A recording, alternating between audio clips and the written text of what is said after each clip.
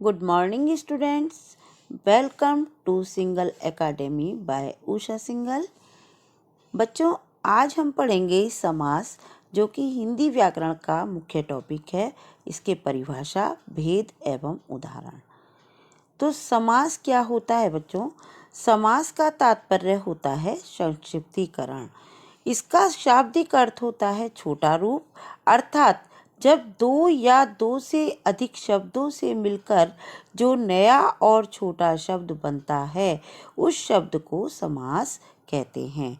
दूसरे शब्दों में अगर कहा जाए तो जहाँ पर कम से कम शब्दों में अधिक से अधिक अर्थ को प्रकट किया जाए, वह समास कहलाता है। अब हम देखते हैं कि समास में समस्त पद क्या होता है। दो या दो से अधिक शब्द को मिलकर बने नए शब्द को समस्त पद कहते हैं। पद दो प्रकार के होते हैं, पूर्व पद और उत्तर पद। उदाहरण, जैसे अगर हम किसी शब्द को लें समास के अंतर्गत, तो हमने लिया रेखांकित, तो ये समस्त पद में रेखा पूर्व पद है और अंकित उत्तर पद है। जैसा कि हमने बताया था कि समास में दो पद होते हैं और पहला पद यानी रेखा ये पूर्व पद है और अंकित उत्तर पद है। आगे हम पढ़ेंगे समास विग्रह क्या होता है। सामासिक शब्दों के बीच के संबंध को स्पष्ट करना समास विग्रह कहलाता है। जैसे देशवासी अर्थात देश के वासी, तीर्थ राज तीर्थों का राजा। यानी जब हम उसको तोड़कर लिखते हैं, उसका विग्रह करते हैं, तो वह हमारा समास विग्रह कहलाता है। जैसे हमने देशवासी को अलग अलग किया तो उसका बनेगा देश के वासी।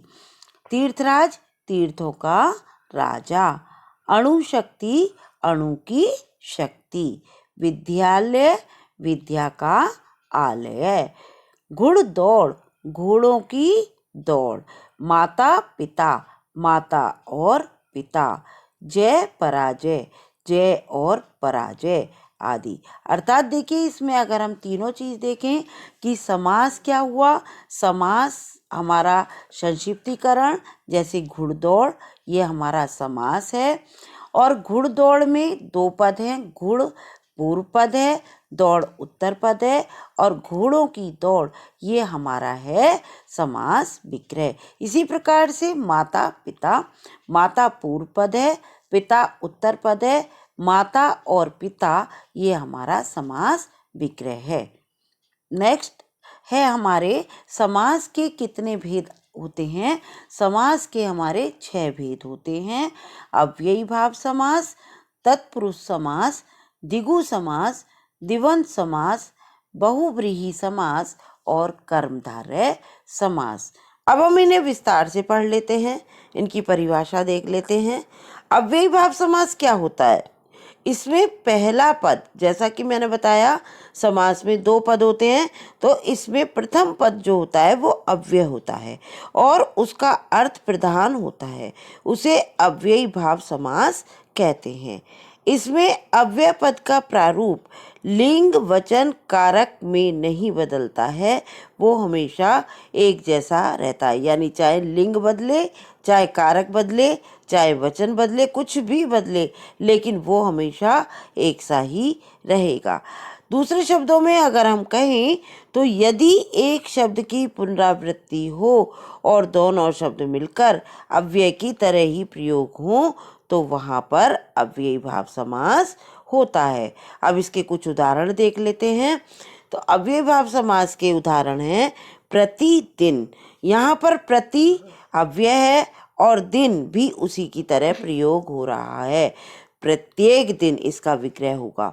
घर घर प्रत्येक घर, रातों रात रात ही रात में।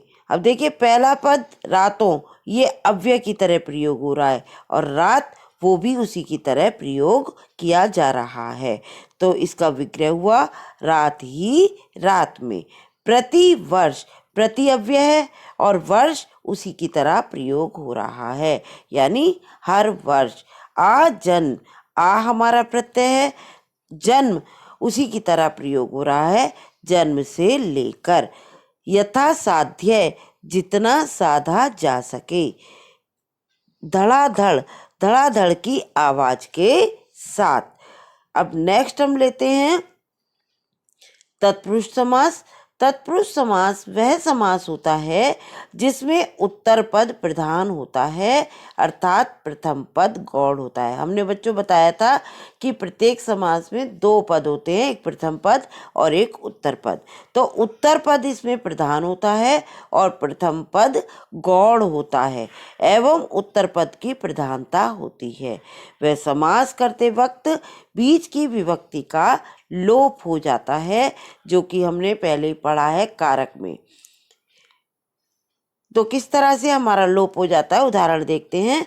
मूर्ति को बनाने वाला, मूर्तिकार, यानी जब हमने समास किया विग्रह में हमारा आ रहा है मूर्ति को बनाने वाला। जो मूर्ति को बनाता है वो कौन होता है, वो होता है मूर्तिकार। काल को जीतने वाला, कालजयी, यानी जिसने काल को जीत लिया है वो कौन होता है, कालजयी। राजा को धोखा देने वाला, राजद्रोही। अब देखते हैं तत्पुरुष समास के भी कुछ भेद होते हैं। तो वो कौन कौन से भेद होते हैं? कर्म तत्पुरुष, करण तत्पुरुष, संप्रदान तत्पुरुष, अपादान तत्पुरुष, संबंध तत्पुरुष और अधिकरण तत्पुरुष। बच्चों जो हमने कारक पढ़े थे, कारक में 8 भेद होते हैं। कर्ता, कर्म, करण, संप्रदान, अपादान, संबंध और अधिकरण और विस्मय आदि।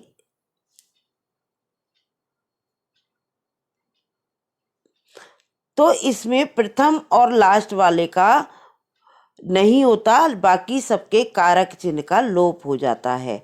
तो दूसरा आता है हमारा कर्म कारक। कर्म कारक की विभक्ति का क्या है चिन्ह, को, तो उस को का लोप हो जाएगा। इसमें कर्म कारक की विभक्ति को का लोप हो जाता है। कर्ता ने कर्म को, यानी को इसका चिन्ह है, तो इसका को का लोप हो जाएगा जब हम समास का समस्त पद बनाएंगे। जैसे सर्वभक्षी, सबका भक्षण करने वाला। यश प्राप्त, यश को प्राप्त। मनोहर, मन को हरने वाला। गिरिधर, गिरि को धारण करने वाला। तो यहाँ हम देख रहे हैं जब हम समास को बना रहे हैं और समास का विग्रह करते समय उसमें को का प्रयोग हो रहा है, और जब हम उसका पूरा समस्त पद बना रहे हैं तो उसमें को नहीं आ रहा, यानी उसका लोप हो जा रहा है। गिरिधर, गिरि को धारण करने वाला। कटफोड़वा, कांट को फोड़ने वाला। माखन चोर, माखन को चुराने वाला। शत्रुघ्न, शत्रु को मारने वाला। ग्रहागत, ग्रह को आगत। नेक्स्ट हम पढ़ते हैं करण तत्पुरुष।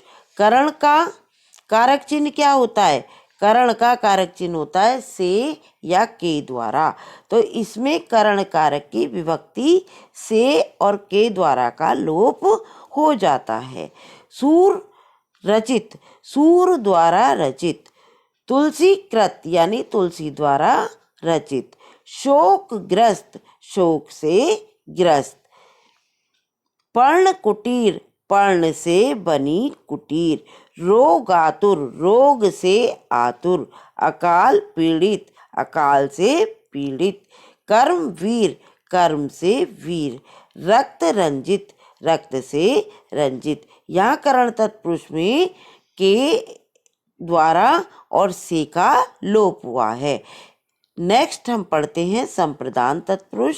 संप्रदान तत्पुरुष का कारक चिन्ह होता है के लिए। तो इसमें संप्रदान कारक की जो विभक्ति होती है के लिए लुप्त हो जाती है। जैसे उदाहरण देखते हैं, युद्ध भूमि, युद्ध के लिए भूमि। तो यहाँ पर के लिए का लोप हो रहा है। रसोई घर, रसोई के लिए घर। सत्याग्रह, सत्य के लिए आग्रह। हथकड़ी, हाथ के लिए कड़ी।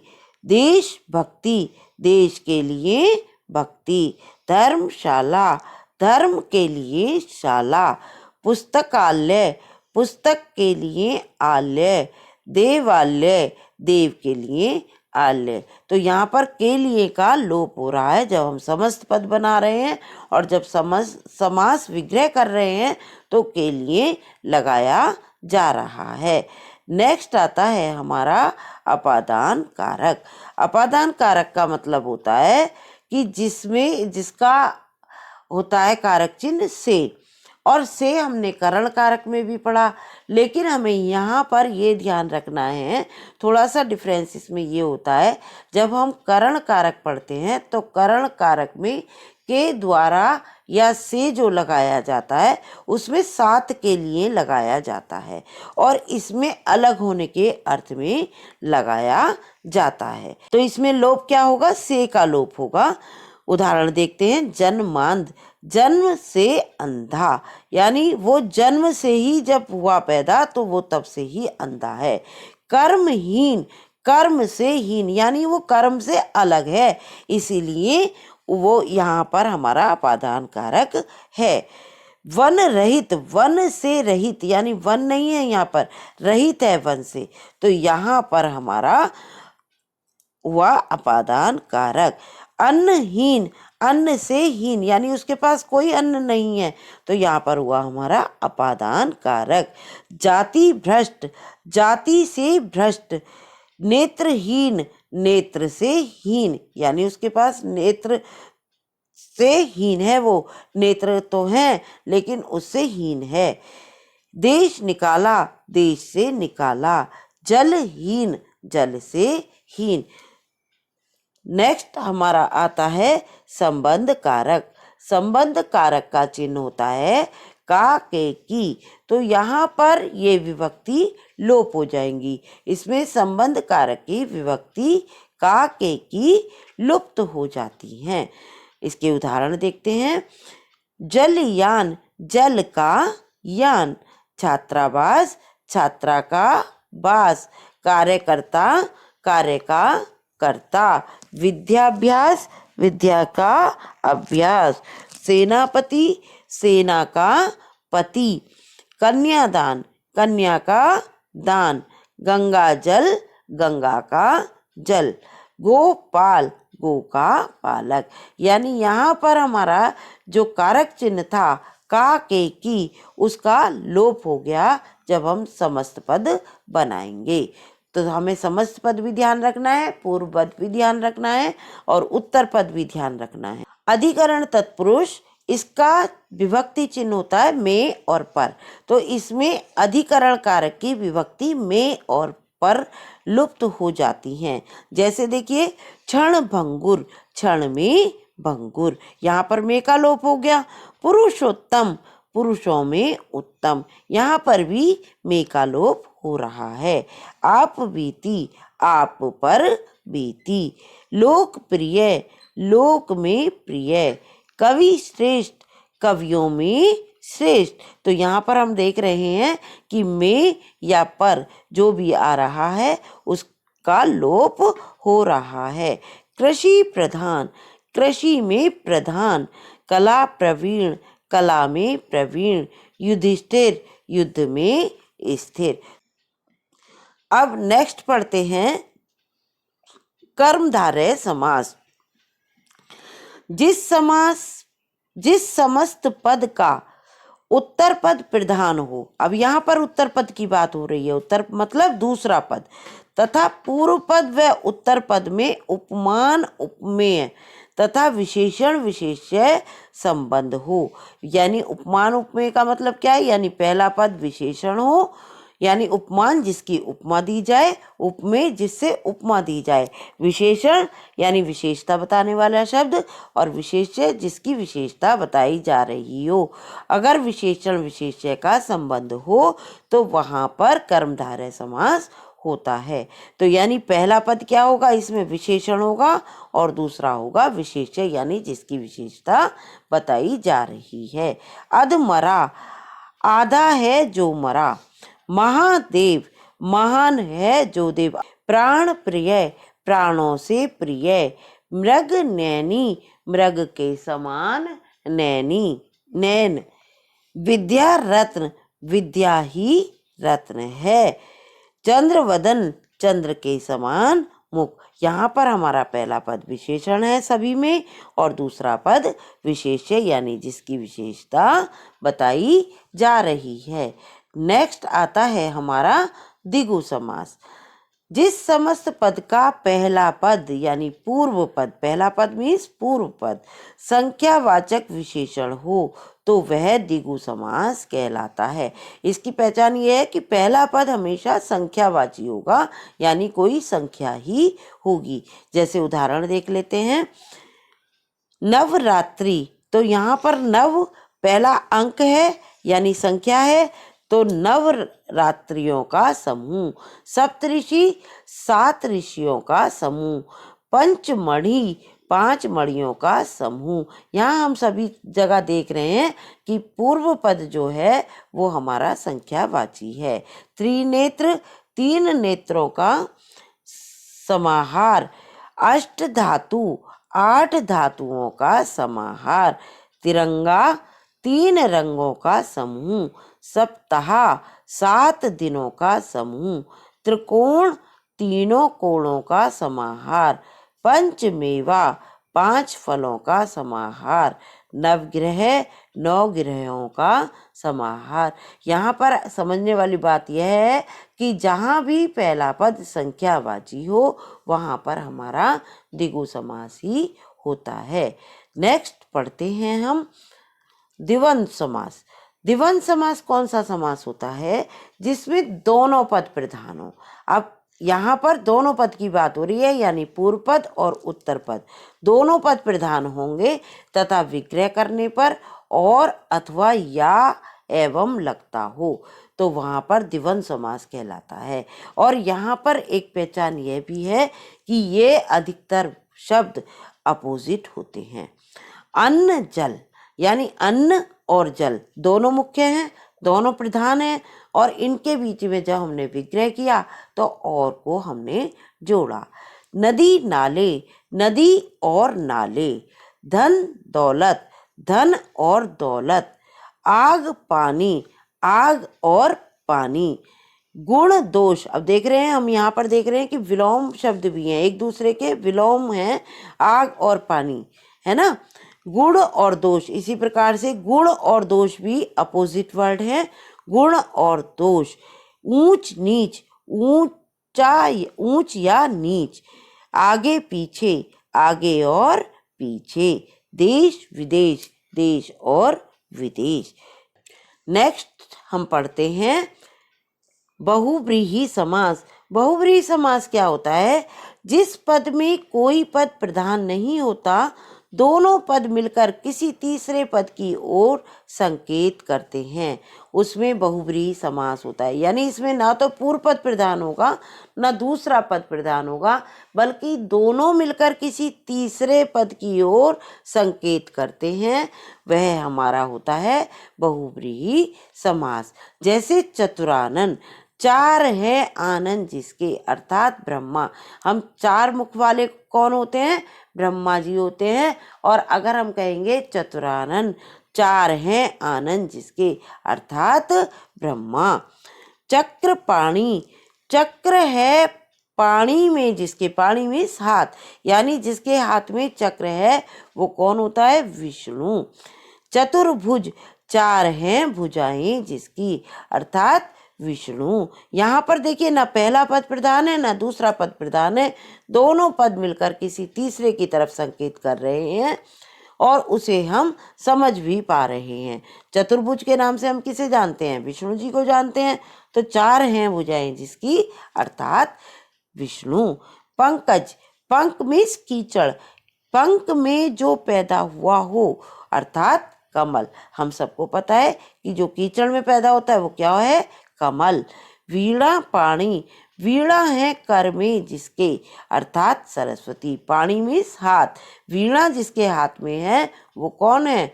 वो है सरस्वती। लंबोदर, लंबा है उदर जिसका, अर्थात गणेश।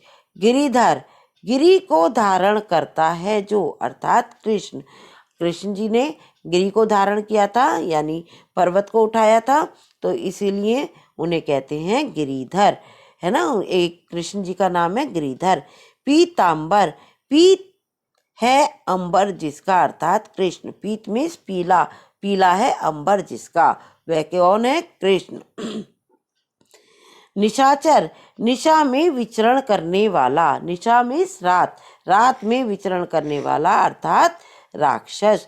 मृत्युंजय, मृत्यु को जीतने वाला अर्थात शंकर। घनश्याम, घन के समान है जो, अर्थात श्री कृष्ण। दशानन, दस हैं आनंद जिसके, अर्थात रावण। अब दशानन को आप ये सोचेंगे कि ये तो मैम ने बताया था कि पहला पद संख्यावाची होता है तो वहाँ पर हमारा द्विगु समास होता है, लेकिन दशानन, दशानन एक प्रमुख शब्द है जो कि रावण के लिए ही प्रयोग किया जाता है। 10 हैं आनंद जिसके, आनंद मीन्स मुख, यानी 10 मुख वाला कौन है? केवल रावण। अब यहाँ पर हमारे समास समाप्त होते हैं। आशा है आपको पूरे समास क्लियर हो गए होंगे। Thank you for watching my video. अगर आपको मेरी वीडियो पसंद आए तो लाइक करें, शेयर करें, और मेरी वीडियो पर अगर आप पहली बार आए हैं तो चैनल को सब्सक्राइब अवश्य करें, ताकि मेरी आने वाली वीडियो आपको सबसे पहले मिल सके।